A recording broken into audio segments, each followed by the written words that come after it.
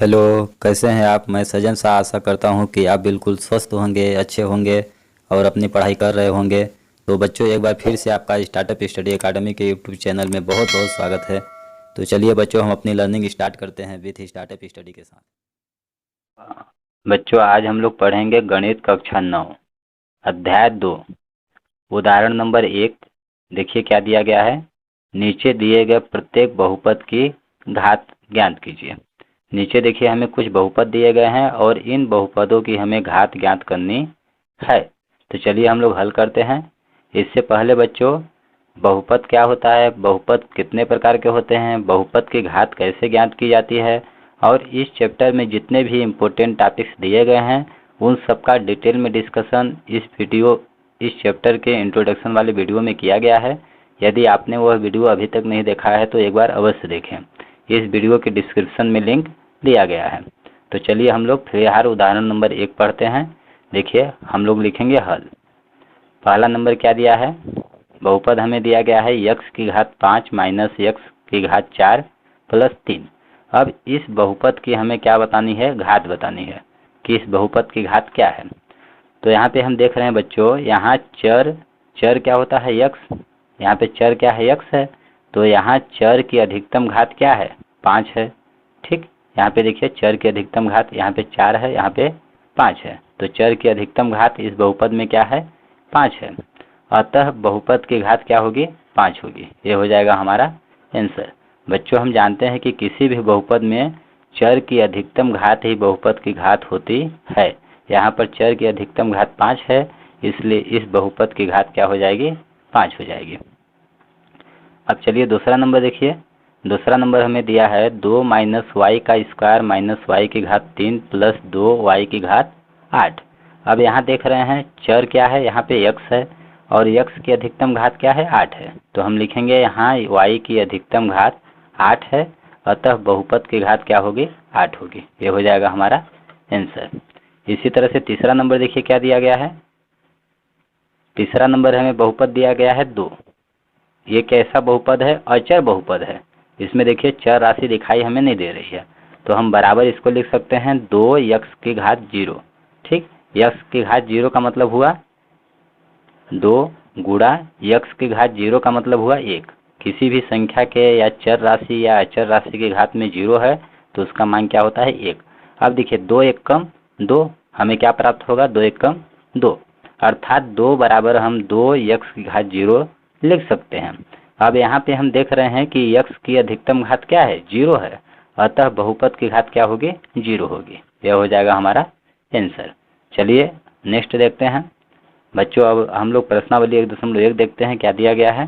प्रश्नावली 2.1 देखिए बच्चों, प्रश्नावली 2.1 पहला नंबर क्या दिया गया है, निम्नलिखित व्यंजकों में कौन कौन एक चर में बहुपद है और कौन कौन नहीं है, कारण के साथ अपने उत्तर दीजिए। यहाँ पे देखिए बच्चों, नीचे हमें कुछ व्यंजक दिए गए हैं। ठीक, और इन व्यंजकों में हमें बताना है कि कौन कौन व्यंजक एक चर में बहुपद हैं और कौन कौन बहुपद नहीं है। कारण के साथ अपना उत्तर देना है, उत्तर की व्याख्या करनी है। तो चलिए हम लोग लिखेंगे हल। ठीक, अब देखिए हमने लिख दिया यहाँ पे हल। ठीक, पहला नंबर हमें क्या दिया गया है, व्यंजक 4x स्क्वायर माइनस 3x की घात 1 प्लस 7। यहाँ पे हमें एक व्यंजक दिया गया है और इस व्यंजक को हमें बताना है कि यह कितने चर में बहुपद है या फिर नहीं है। तो बहुपद, सबसे पहले बच्चों हम लोग समझते हैं बहुपद क्या होता है। वह व्यंजक जिसमें चर की घात पूर्ण संख्या हो, ठीक, उसे हम बहुपद कहते हैं। पूर्ण संख्या हम लोग जानते हैं क्या होता है, पूर्ण संख्या 0 1 2 3 4 इसी तरह से अनंत तक जितनी भी धनात्मक संख्याएं होती हैं उन्हें हम क्या बोलते हैं, पूर्ण संख्या बोलते हैं। तो बहुपद क्या हुआ, एक ऐसा बीजीय व्यंजक जिसमें चर की अधिकतम घात क्या हो, धनात्मक पूर्णांक हो, अर्थात पूर्ण संख्या हो, उसे हम बहुपद कहते हैं। तो यहाँ पे देखिए पहला नंबर में हमें क्या दिया है, व्यंजक क्या दिया गया है, 4x square minus 3x plus 7। इसमें चर क्या है, x है। देखिए चर क्या है, x है। अब चर की घात क्या बोला है, पूर्ण संख्या होनी चाहिए। तो चर की घात यहाँ पे देख रहे हैं क्या है, 2 है, जो कि पूर्ण संख्या है। और यहाँ पे चर की घात क्या है, कुछ नहीं नजर आ रहा है अर्थात 1 है। तो 1 क्या है, एक पूर्ण संख्या है। इस प्रकार से हम इसको बोल सकते हैं बहुपद है। अब इसमें कितने चर हैं, x है, x है मतलब एक ही चर है, x के अलावा y नहीं आया है, z नहीं आया है, तो इसमें कितना चर है, एक चर है। तो हम लिख देंगे यह एक चर में बहुपद है, क्योंकि चर की जो घात है एक पूर्ण संख्या है। ये हो जाएगा आंसर। अब देखिए इसी तरह से दूसरा नंबर देखेंगे। दूसरा नंबर हमें दिया है Y square plus under root 2। तो यहाँ पे हमें Y square plus under root 2 दिया है, ठीक। अब यहाँ पे हमें चेक करना है कि यह बहुपद है या फिर नहीं है, और बहुपद है तो कितने चर में है।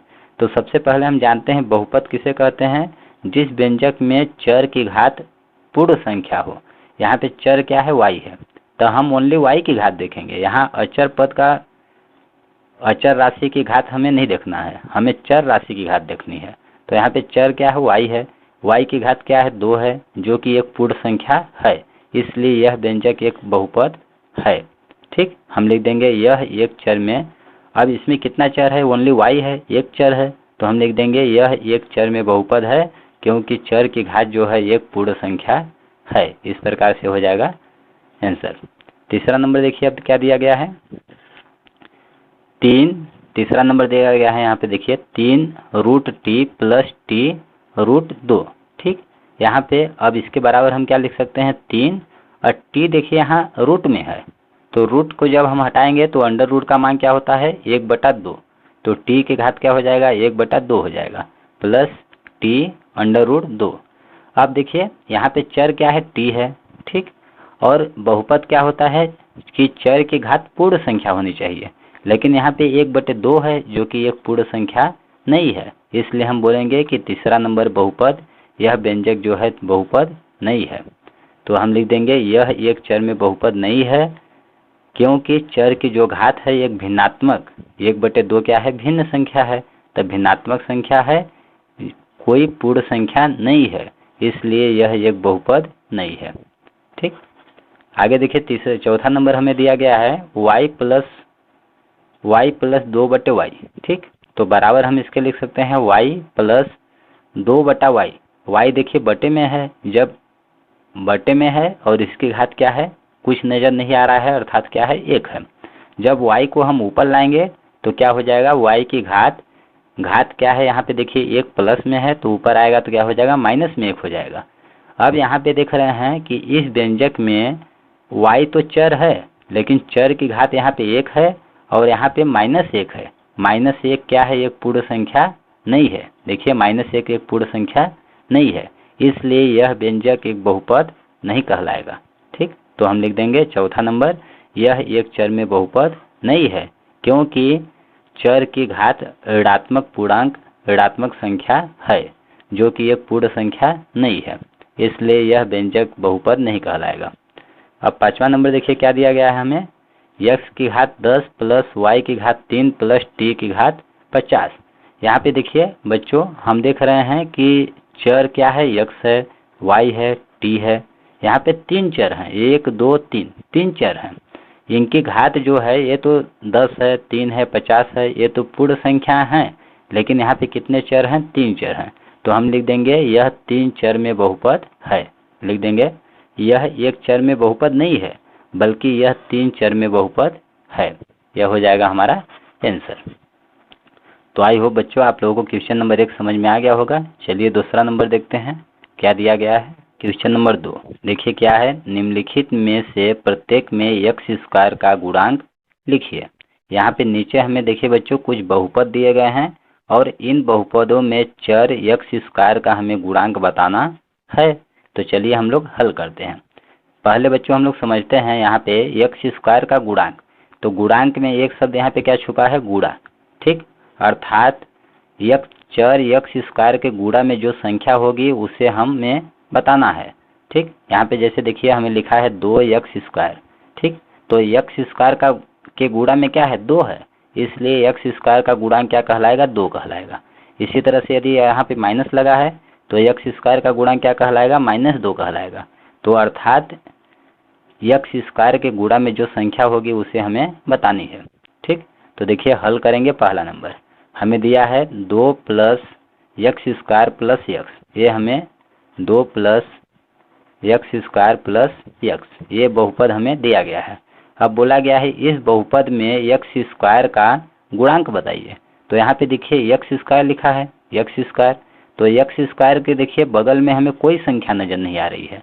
जब कोई संख्या नज़र नहीं आ रही हो तो हम क्या लिखेंगे, एक। देखिए एक गुणा एक्स स्क्वायर हम लिख सकते हैं, क्योंकि एक्स स्क्वायर का गुणा जब हम एक में करेंगे तो एक्स स्क्वायर ही हमें प्राप्त होगा।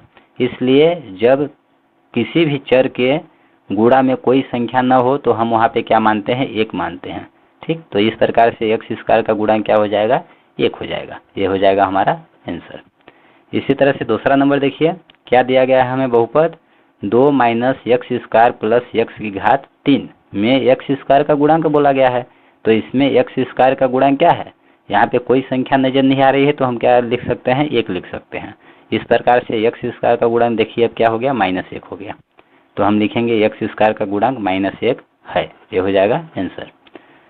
तीसरा नंबर क्या दिया गया है हमें, π/2 एक्स स्क्वायर प्लस एक्स, इतना में बोला गया है में एक्स स्क्वायर का गुणांक बताइए।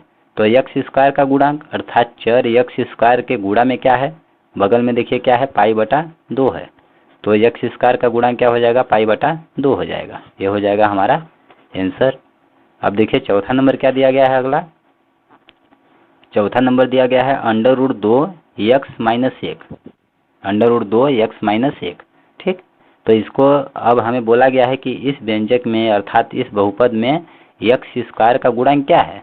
तो यहाँ पे हमें देखिए एक्स स्क्वायर का पद ही नजर नहीं आ रहा है, यहाँ पे एक्स स्क्वायर का पद नहीं है। तो इसको हम लिख सकते हैं √2 x - 1 प्लस या -0 एक्स स्क्वायर लिख सकते हैं। ठीक, एक्स स्क्वायर का यहाँ पे गुणांक नहीं है तो इस एक्स स्क्वायर का पद नहीं है, इसलिए गुणांक क्या हो जाएगा, 0। अब देखिए हम इसको इस रूप में हम लिख सकते हैं, क्योंकि जब 0 का एक्स स्क्वायर में गुणा होगा तो 0 होगा। 0 का मतलब कुछ नहीं है, अर्थात यही संख्या हमें प्राप्त होगी। तो हम यहाँ पे +0 एक्स स्क्वायर लिख सकते हैं। अब एक्स स्क्वायर का देखिए यहाँ पे गुणांक क्या है, 0 है। तो हम लिख देंगे एक्स स्क्वायर का गुणांक क्या होगा, 0 होगा। ये होगा आंसर। सिंपल सा बच्चों, आपको समझना है कि यदि किसी बहुपद में या बीजीय व्यंजक में जिस चर का हमें गुणांक बोला गया हो, अगर वह पद नहीं नजर आया आपको, नहीं है, तो उसका गुणांक क्या माना जाता है, 0। ठीक, यह हो जाएगा आंसर। अब चलिए तीसरा नंबर देखते हैं क्या दिया गया है। क्वेश्चन नंबर 3 देखिए, क्वेश्चन नंबर 3 क्या दिया गया है, 35 घात के द्विपद का और 100 घात के एक पदी का एक एक उदाहरण दीजिए।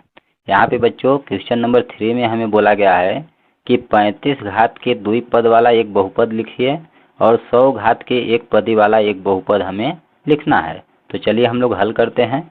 हल देखिए, 35 घात के द्विपद वाला बहुपद, 35 घात के द्विपद वाला बहुपद बराबर क्या हो गया, x की घात 35 प्लस x। ठीक, ये हो जाएगा हमारा आंसर। यहाँ पे देखिए इस बहुपद में दो पद हैं, एक पद दो पद। ठीक, जब प्लस और माइनस आ जाता है दो व्यंजकों के बीच में तो वहाँ से पद अलग हो जाता है। ठीक, तो यहाँ पे क्या है, x की घात 35 एक पद है और x क्या है, एक पद है। तो यहाँ पे कितना हो गया, इस बहुपद में दो पद हो गया। और बोला है 35 घात का द्विपद वाला बहुपद होना चाहिए। बहुपद अर्थात बहुपद की घात कितनी होनी चाहिए, 35 होनी चाहिए। तो यहाँ पे देखिए x की अधिकतम घात, चर की अधिकतम घात क्या है, 35 है, इसलिए 35 घात वाला यह बहुपद कहलाएगा। यह हो जाएगा आंसर। अब अगला बोला गया है हमें 100 घात के एक पदी, मतलब हमें एक ऐसा बहुपद लिखना है जिसकी घात 100 हो और उसमें एक पद हो। एक पदी का मतलब एक पद हो। तो क्या हम लिख देंगे 100 घात के एक पदी वाला बहुपद क्या हो जाएगा, बराबर x की पावर 100 लिख दीजिए। अब देखिए इस बहुपद में एक पद है, ठीक, सिंगल पद है, और इसमें चर की घात क्या है, 100 है। तो यह हो जाएगा हमारा अभिष्ट आंसर। या बच्चों यहाँ पे हम गुणांक में भी 5x की पावर 100 ऐसे भी लिख सकते हैं, क्योंकि यह एक पद ही कहलाएगा। ठीक, तो यह हो जाएगा हमारा आंसर। अब चलिए अगला देखते हैं क्या दिया गया है। क्वेश्चन नंबर 4 बोला गया है निम्नलिखित बहुपदों में से प्रत्येक बहुपद की घात लिखिए। बच्चों यहाँ पे नीचे हमें कुछ बहुपद दिए गए हैं और इन बहुपदों में प्रत्येक बहुपद की हमें घात बतानी है। तो चलिए हम लोग हल करते हैं। हल देखिए, पहला नंबर हमें क्या दिया गया है, बहुपद 5, बहुपद 5x³ plus 4x² plus 7x1। अब इस बहुपद की हमें घात बतानी है। तो बच्चों हम लोग जानते हैं कि बहुपद की घात किसे कहते हैं, बहुपद में चर राशि की अधिकतम घात ही बहुपद की घात कहलाती है। तो यहाँ पे देखिए चर क्या है, यक्स है, यक्स यक्स यक्स। और यहाँ पे देखिए यक्स की घात 1 है, यहाँ यक्स की घात 2 है और यहाँ यक्स की घात 3 है। अर्थात चर यक्स की अधिकतम घात क्या है, 3 है। इसलिए इस बहुपद की घात क्या हो जाएगी, 3 हो जाएगी। यह हो जाएगा हमारा आंसर। दूसरा नंबर देखिए, बहुपद हमें दिया गया है 4 - y², 4 - y²। अब बोला गया है इस बहुपद की घात क्या है, तो यहाँ पे चर क्या है, y है और y की घात क्या है, 2 है। इसलिए इस बहुपद की घात क्या हो जाएगी, 2 हो जाएगी। यह हो जाएगा हमारा आंसर। तीसरा नंबर देखिए क्या दिया गया है, बहुपद हमें दिया गया है 5t - √7, इतना दिया गया है। अब इस बहुपद की घात क्या होगी, यहाँ पे चर क्या है, t है और t चर राशि की अधिकतम घात क्या है, कुछ नजर नहीं आएगा, तब क्या माना जाएगा, 1 माना जाएगा। तो यहाँ पे देखिए t की घात क्या होगी, 1 होगी। तो इस प्रकार से इस बहुपद की घात क्या हो जाएगी, 1 हो जाएगी। यह हो जाएगा हमारा आंसर। हम लिख देंगे बहुपद इतना की घात 1 है। अब देखिए चौथा नंबर क्या दिया गया है, चौथा नंबर हमें बहुपद दिया गया है 3। यहाँ पे क्या दिया गया है, 3। तो देखिए 3 क्या है, एक अचर बहुपद है। अर्थात इसमें देखिए चर राशि हमें नजर नहीं आ रही है। तो हम इसको क्या लिख सकते हैं, 3 बराबर लिख सकते हैं 3x⁻0। x⁻0 का मान क्या होता है, 1 होता है। अर्थात 3 × 1, तो 3 में 1 का गुणा करेंगे क्या आएगा, 3 ही आएगा। इस प्रकार से हम कह सकते हैं कि 3 को हम 3x⁻0 लिख सकते हैं। तो हम लिख देंगे अचर बहुपद 3 की घात क्या हो जाएगी, 0 हो जाएगी। यह हो जाएगा 0, क्योंकि यहाँ पे 3 को हम लिख सकते हैं 3x⁻0। अब देखिए इसमें चर क्या है, x है और x की घात क्या है, 0 है। इसलिए इस अचर बहुपद 3 की घात क्या हो जाएगी, 0 हो जाएगी। यह हो जाएगा हमारा आंसर। अब चलिए बच्चों अगला क्वेश्चन देखते हैं क्या दिया गया है। क्वेश्चन नंबर 5 देखिए बच्चों, क्वेश्चन नंबर 5 क्या दिया गया है, बताइए कि निम्नलिखित बहुपदों में कौन कौन बहुपद रैखिक हैं, कौन कौन बहुपद द्विघाती हैं और कौन कौन बहुपद त्रिघाती हैं। यहाँ पे देखिए बच्चों नीचे हमें कुछ बहुपद दिए गए हैं और इन बहुपदों में हमें बताना है कि कौन सा बहुपद रैखिक है, कौन सा बहुपद द्विघाती है और कौन सा बहुपद त्रिघाती है, उसे हमें लिखना है। तो चलिए हम लोग सबसे पहले बच्चों हम लोग समझते हैं कि रैखिक बहुपद क्या होता है, द्विघाती बहुपद क्या होता है और त्रिघाती बहुपद क्या होता है। तो देखिए घात, जिस बहुपद की घात 1 होती है उसे हम क्या बोलते हैं, रैखिक बहुपद। और जिस बहुपद में चर की घात 2 होती है उसे हम द्विघाती बहुपद बोलते हैं।